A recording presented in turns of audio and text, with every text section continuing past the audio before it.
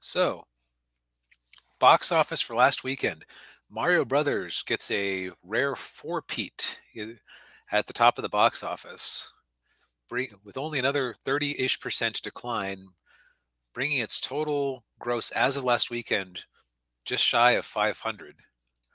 Which, if we look, it's not quite to 500 yet, but it'll hit it tomorrow, and it's well over the billion mark internationally. Oh yeah. If you look at this chart here, the numbers just doesn't know what to do with it. But I think this weird camel humped thing is still, it's not being calibrated for launching on a Wednesday. Yeah.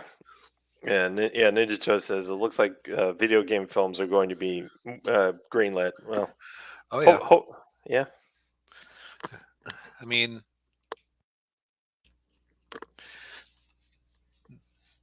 the thing about video game movies, and we've also had like some other recent successes, like The Last of Us over on HBO. hmm And I think Mario and Last of Us are kind of the two different extremes, where on the one extreme you have the easy to access kiddie thing, where you just stuff it full of references and member berries. yeah, And then on the other end you have, well, you have this adult thing that's actually could be adapted into a TV series. And yeah, that's the thing, is that I've never played The Last of Us, but from what I understand, you could not make a Last of Us movie. There's just too much material. yeah, So like a TV show is a perfect adaptation for those types of third person action games. yeah. That's why I always say if they ever do adapt like Mass Effect, for instance, do it as a TV series. Don't do it as a movie, because Mass Effect is so dense you could not fit all of that into a like a 2 hour, 2.5 hour movie. For sure. Let's see here. Evil Dead Rise had like a 50% drop in a suspiciously crowded spring horror market.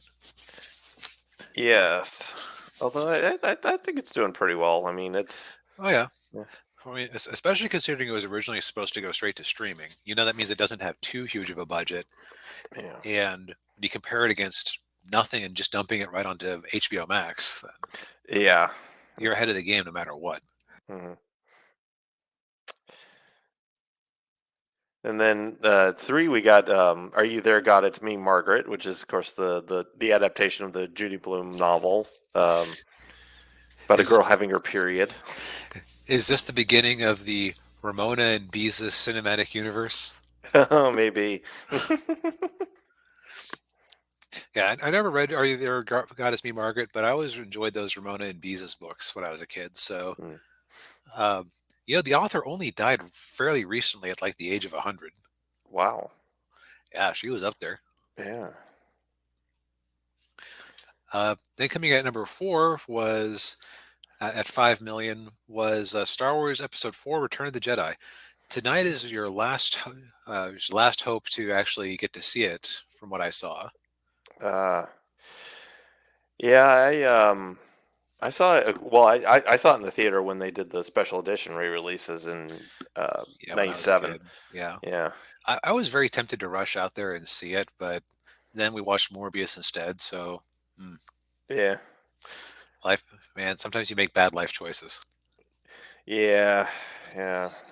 I, I can I know yeah, I know I did too. um, but yeah, But of course it was released for the 40th anniversary of the movie, which that's hard to believe. yeah, yeah.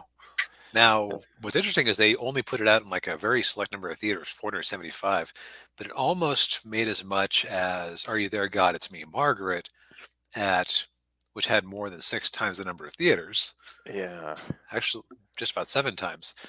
But its per theater average was like 10,738. a lot of people went to go see that. Yep. Yeah, Hey, Lucasfilm, people like Luke. yeah. You hear that, Kathleen? People like Luke. Yeah, Jeez. I heard some accusations that they kind of tried to bury this re-release because like they put it out the same weekend as Jedi Survivor launched on PC and Xbox and PlayStation. Uh, They didn't really advertise the movie much, but people still found out about it and went out there. yeah. Let's see here. Rounding out the top 10, still got John Wick holding in there. It's slowed down because it is a three and a half, 3 hour movie. Yeah. 3 hour 3 hour R-rated plus. movie. Yeah. Yeah. Dungeons and Dragons: Honor Among Thieves confirmed mega flop, unfortunately, Mm, and it just really isn't legging out the way it would need to. It'll probably end its run somewhere around 200 million, but I'm sure it's just about to hit Paramount Plus or yeah. digitals. I actually think it is already available in digital. I think I got an email inviting me to purchase it. Oh, I may rent it or buy it. Yeah, it's worth a shot. It's just, man, they just marketed this thing stupidly, and everyone's Yeah. angry at Wizards of the Coast, who would be the core audience. Yeah. And yeah, hopefully it'll probably hopefully it'll be like a cult, get like a cult following once it hits home video. Yeah, one can hope. Air is still holding in there. Actually, that's a really small decline in the fourth week, Yeah. 26%. That's good. Part of Amazon Studios learning. You mean we should put things in the theaters? People will give us money. Yes. Um, Ponniyin Selvan. That is an Indian movie. Okay. Don't know anything about it. Uh, Guy Ritchie's The Covenant. It looks like it's going to be a pretty small movie. Yeah. Then we got independent release from Finland, Sisu, which is basically, it sounds like someone trying to do like the RRR thing, but in Finland against the Nazis Ah. Hmm. in terms of ridiculous action.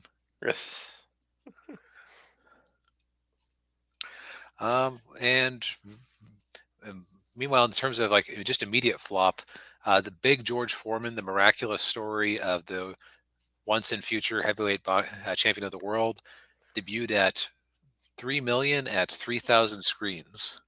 Ouch. Yeah, that's Sony's not having a good couple of weeks between that and The Pope's Exorcist, which is already on streaming, it sounds like. Yeah, yeah, yeah, yeah. I looked on Amazon Prime and went, "Oh wow, it's already on there." That's a lot of oofs. Yes. But and then meanwhile, DEG watched at home. Avatar is still ruling the roost. These, of course, are always delayed, so we're up through April 15th now. Yeah. Plane still Plane. holding in there. Jeez. I still would love to know what this movie would have made if it had had a proper title. Yeah, yeah. I wonder too. Um, Jesus Revolution is new as of then, and it's coming at number 3, which that one's probably what I'm going to end up seeing at some point. It sounds fun. Yeah, yeah. I think I'll more than likely watch it at some point. And, Yeah, Ninja Cho says, "Don't have such a long and interesting title." Yeah, yeah. That definitely hurt George Foreman there. yeah. Although there is one movie with a ridiculous title I will see someday, just because I keep making jokes based on it.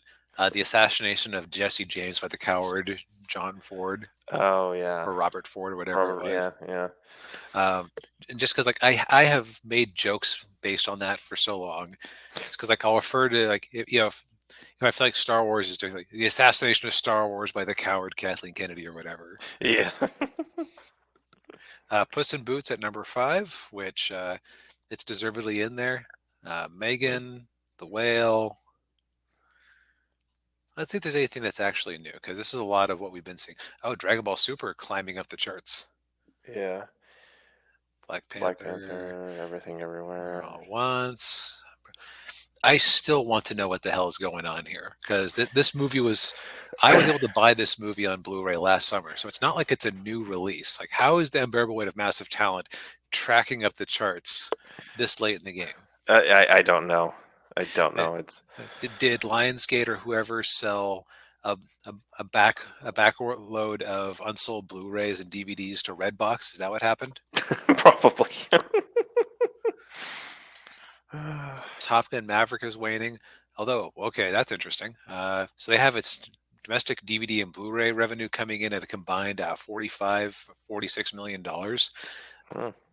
I don't think we've seen numbers like that for a physical release since old Marvel movies that we've looked Yeah, up for comparisons. yeah. That's pretty impressive.